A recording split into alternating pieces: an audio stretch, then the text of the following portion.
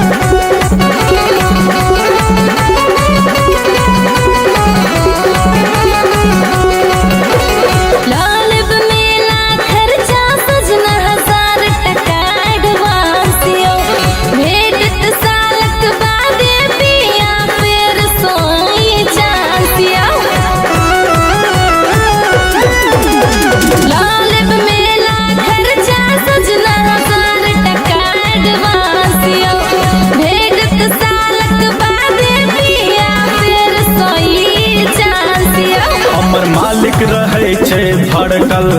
ओकर हरदम दिमाग सनकल हमर मालिक रहे छे भड़कल ओकर हरदम दिमाग सनकल जेबै अगले साल गाड़ी सँ सब परिवार जेबै अगले साल गाड़ी सँ सब परिवार ये होटल के हमर नौकरी जेबै कोना भवानी दरबार ये होटल के हमर नौकरी जेबै कोना भवानी दरबार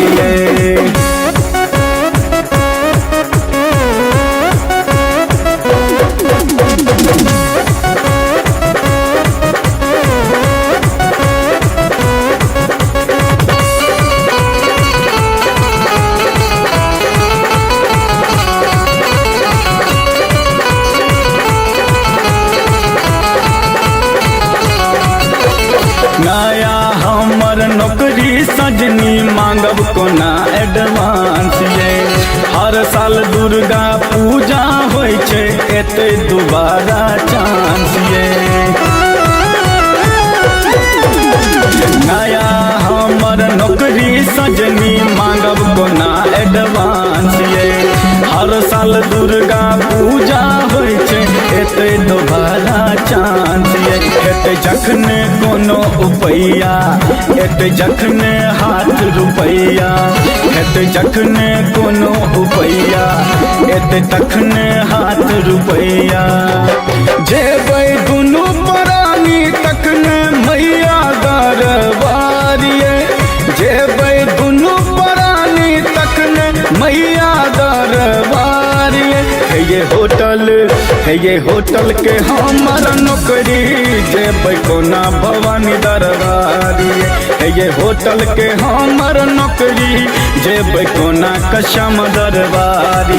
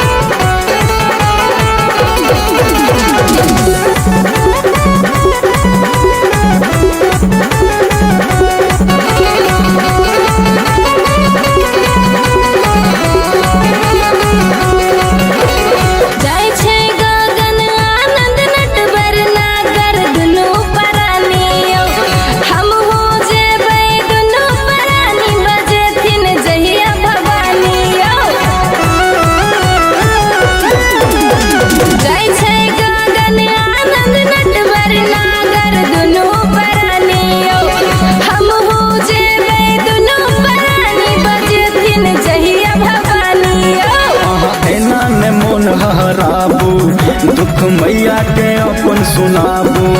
अहाँ एना ने मन हराबू दुख मैया के अपन सुनाबू सबके मन से पुराब भवानी भजते जोगारिये सबके मन से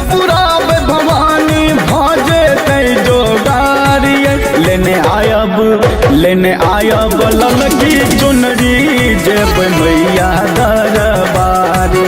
लेने आया बलल की चुनरी जेब दुनू प्राणी दरबार।